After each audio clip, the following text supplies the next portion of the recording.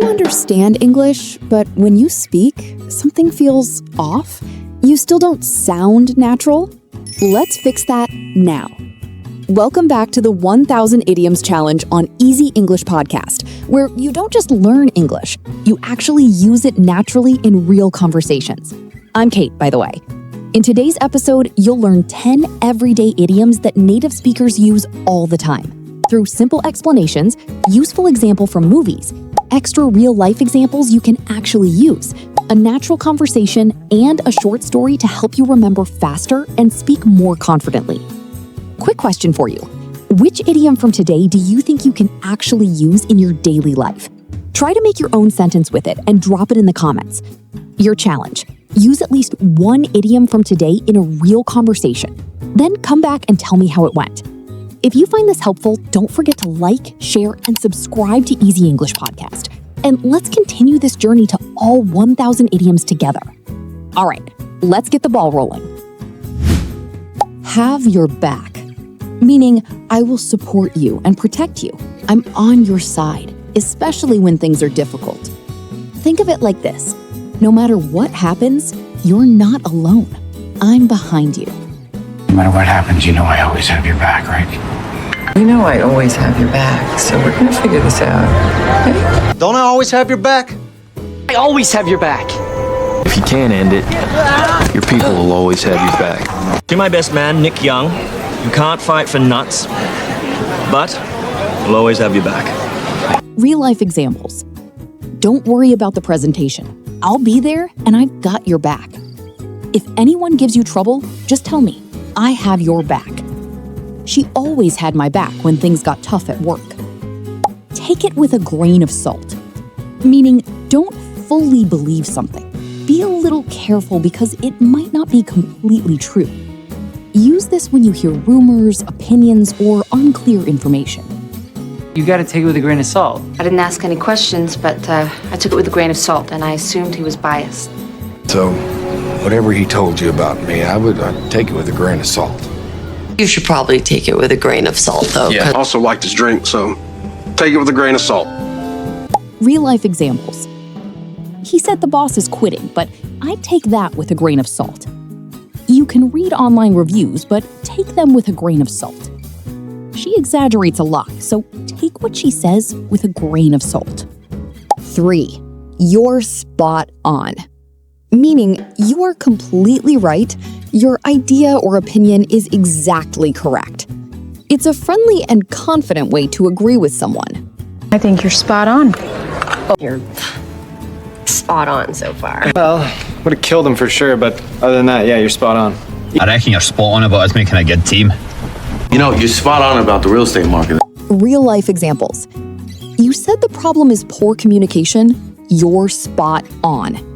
That's exactly what I was thinking. You're spot on. Your guess was perfect. You're spot on. 4. Be on the fence. You can't decide. You're stuck between two choices. You haven't made up your mind yet. I didn't tell you because I've been on the fence about it. I'm still on the fence. I'm still on the fence. I'm still on the fence about one or two things, but it's all in there. I'm still on the fence about that scarf thing, man. Yeah, but look, I'm still on the fence about this. Real-life examples. I'm still on the fence about taking the new job. She's on the fence about moving to another city. I'm on the fence. I don't know which option is better. 5. A blessing in disguise. Meaning, something seems bad at first, but later turns out to be good. At the beginning, you don't see the benefit, but later, you understand. Sure, but maybe it's a blessing in disguise? There's many as might say it was a blessing in disguise, I shouldn't wonder. Well, it may not seem like it now, Willie, but it's really a blessing in disguise. Well, maybe this is a blessing in disguise, then. I'm simply pointing out that this could be a blessing in disguise. Maybe it's a blessing in disguise. Maybe it's a blessing in disguise, Mr. Roosevelt. Real-life examples. Losing that job was a blessing in disguise. I found a better one. At first, I hated the change, but it was a blessing in disguise. That mistake was a blessing in disguise. It taught me a lot. 6. I'm all ears. Meaning, I'm ready and very willing to listen. It shows interest and attention. I'm all ears. I'm all ears if I have to be. I'm all ears if you want to talk to someone from the outside, you know? Well, listen, I'm all ears if you want to talk about it. All right. Don't get me wrong. I'm all ears if you got something legit that you want to put on the table. I'm all ears. Real life examples. You said you have an idea? I'm all ears. Tell me what happened. I'm all ears. If you have a better plan, I'm all ears. 7. Let him cook. Meaning, give someone time and space to do their thing. Don't interrupt. They might do something impressive. This is more informal and often used in modern, casual conversations. I'll let him cook out there for a while. You can let him cook a little bit longer then, eh? You gonna let him cook? Sometimes we let him cook. I really want you to let me cook. Real life examples? Everyone was doubting him, but I said, let him cook, and he proved them wrong. Don't interrupt her. Let her cook. He has a plan. Just let him cook and see what happens. 8. Out of the blue. Something happened suddenly and unexpectedly. There was no warning at all. You get an opportunity like this out of the blue and you go off and pull this shit. All of a sudden, a wave comes out of the blue, takes the boy out into the ocean. She'll say something that seems like it's out of the blue, but the way she looks at you, it's like she really knows. Yeah, no, it's really out of the blue and I can just reschedule the thing. Honey, I know I threw this whole Antonio thing on you out of the blue, and I should have explained to you. Real life examples? She called me out of the blue after years of no contact. Out of the blue, he decided to quit his job. I got a job offer out of the blue. 9. Wrap your head around something. Meaning, try to understand something difficult or confusing. Usually used when something feels complicated or surprising. I need you to wrap your head around this. I still can't wrap my head around Josh baking. So there's just one thing that I still can't wrap my head around. It's a lot to wrap your head around. The thing I just cannot wrap my head around is why a man would put his niece through something like that. I can't wrap my head around it. I'm still trying to wrap my head around what your thing is. Real life examples. I'm still trying to wrap my head around this new system. It took me a while to wrap my head around the idea. I can't wrap my head around how he solved that problem. 10. Throw in the towel. Meaning, give up. Stop trying because you think you can't succeed. Often used when someone feels tired, frustrated, or defeated. It must be hard to know when it's time to throw in the towel. It's a wise man who knows when to throw in the towel. We've worked way too hard for you to throw in the towel now. What about your life is so much shittier than the rest of ours that you get to throw in the towel early? We don't throw in the towel soon, buddy. Don't throw in the towel yet. He's gonna throw in the towel in 30 seconds for $1. Real life examples. I was ready to throw in the towel, but I decided to try one more time. Don't throw in the towel yet. You're close to success. He threw in the towel after so many failed attempts. Hey, can I tell you something a little random? I've been thinking a lot about quitting my job lately, and honestly, it kind of came out of the blue. I wasn't even planning to question anything, but suddenly I just feel stuck, like I'm not growing anymore. That doesn't sound random to me. From everything you've told me over the past few months, it actually makes perfect sense. I think you've been unhappy for a while. You just didn't want to admit it. You nailed it when you said you feel stuck. That's probably the real issue. Yeah, and the weird part is I can't fully wrap my head around it yet. On paper, everything looks fine. Stable job, decent salary, but something just feels off, you know? And I don't know how to explain it. That's normal. Not everything that looks good on paper actually feels right in real life. And sometimes those uncomfortable feelings are trying to tell you something important. Honestly, I think you're spot on to question it now instead of ignoring it. The thing is, I'm still on the fence. Part of me wants to stay because it's safe, but another part of me feels like if I don't leave now, I'll regret it later. And I hate that feeling of not being able to make a clear decision. Yeah, that's a tough place to be. But listen, whatever you decide, just know that I have your back. You know I'm always here for you.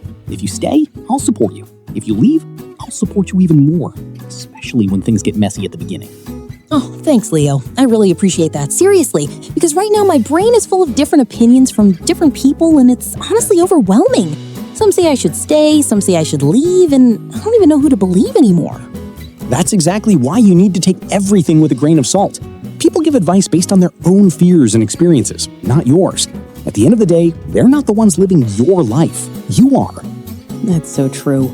And you know what's funny? My parents were totally against the idea at first, but now they're slowly starting to understand. I guess they just needed time. Couldn't agree more. Sometimes people react out of fear in the beginning, but once they see you're serious, they come around.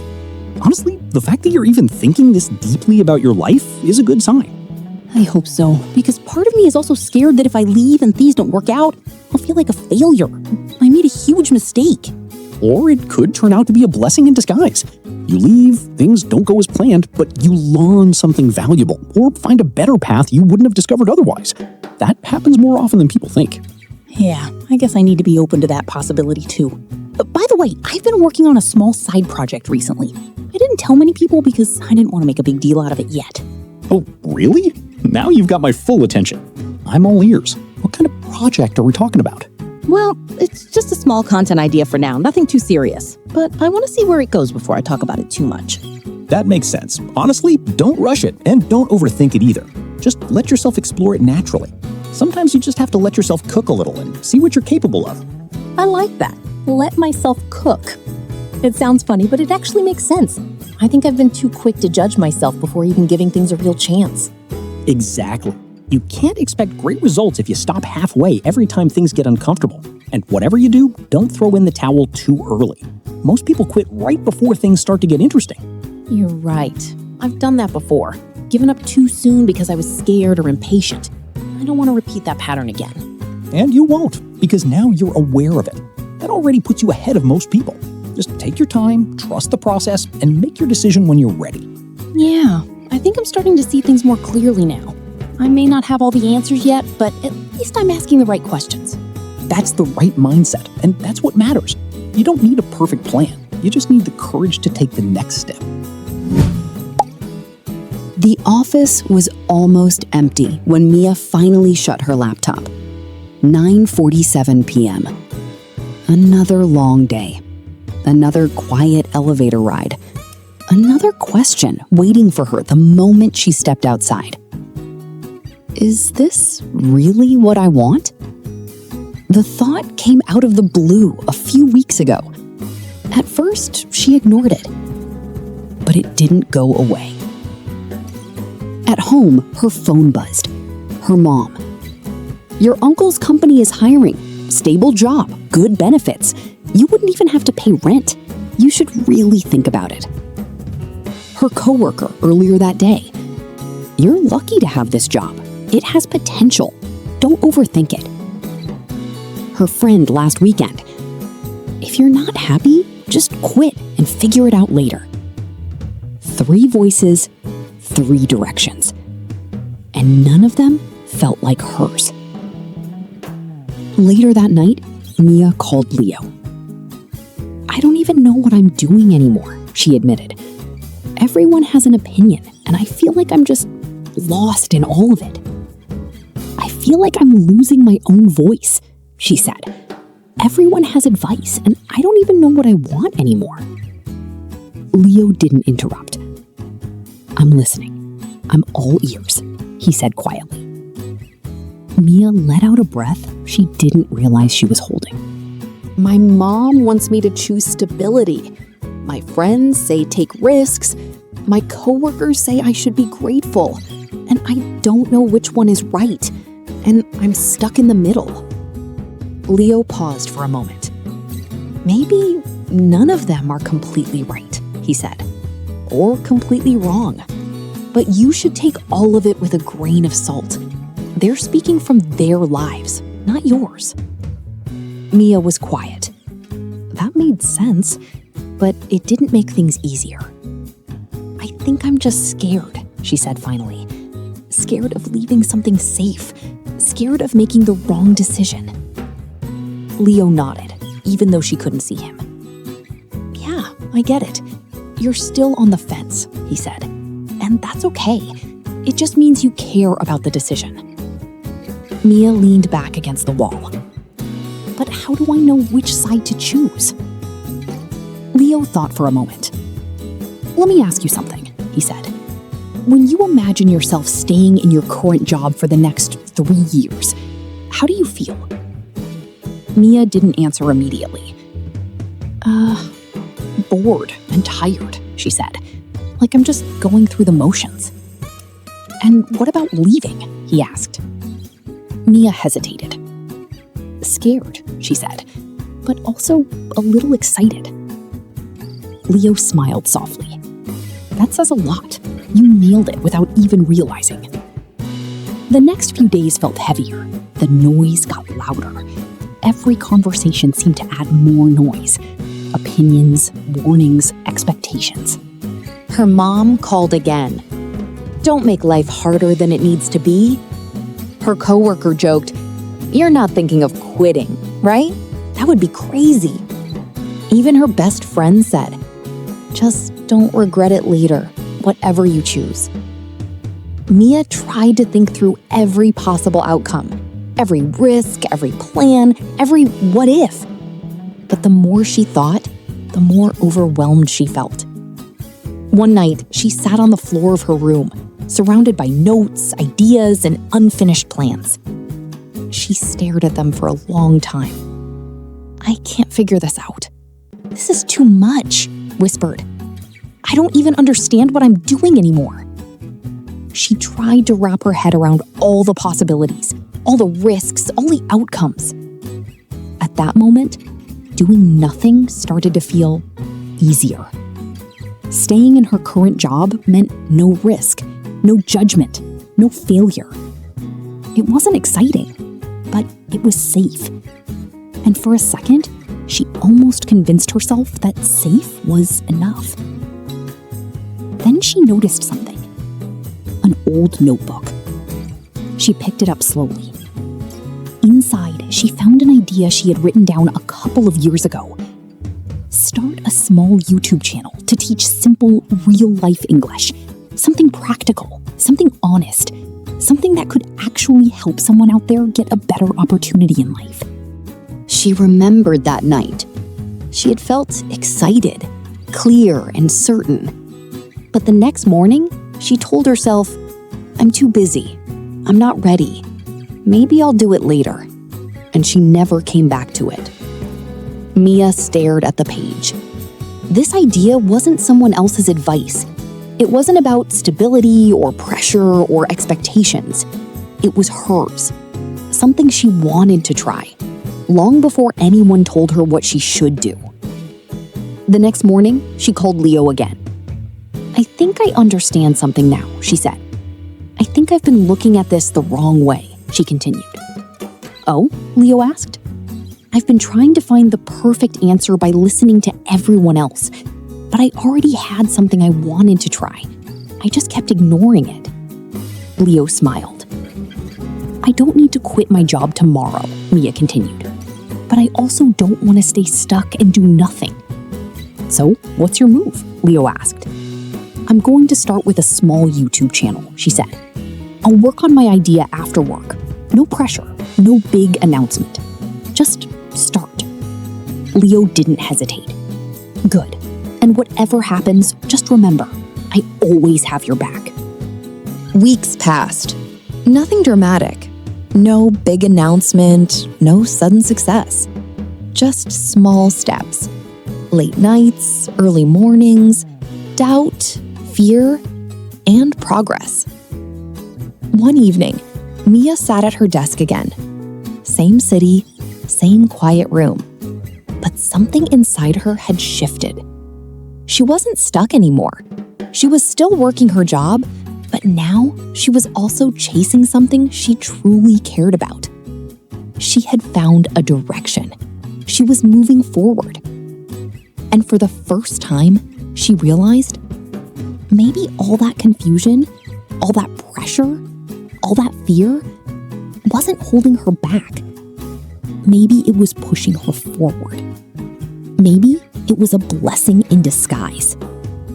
Lessons from the story. Not all advice is meant for you. Learn to filter it. Being on the fence doesn't mean you're weak. It means you care. You don't need a perfect plan. You need a starting point. Don't throw in the towel just because things feel uncertain. And sometimes, the noise in your head is just life pushing you to change. All right, guys, that's it for today. Great job for making it all the way to the end. Day 3 out of 1,000 completed. One small step, but it truly matters. Congratulations. And before you go, I've got a quick question for you. Which idiom from today do you think is the most useful for your daily conversations? And can you make your own sentence with it? Write it down in the comments. I'd love to read it. And here's your challenge. Use at least one idiom from today in a real conversation. Then come back and tell me how it went. If you found this helpful, don't forget to like and share this video with someone who's also learning English. And subscribe to Easy English Podcast so you don't miss day 4. Thanks so much for learning with us. We really appreciate your time and effort. I'm Kate. I'll see you in the next episode. Keep going. You're getting better every single day.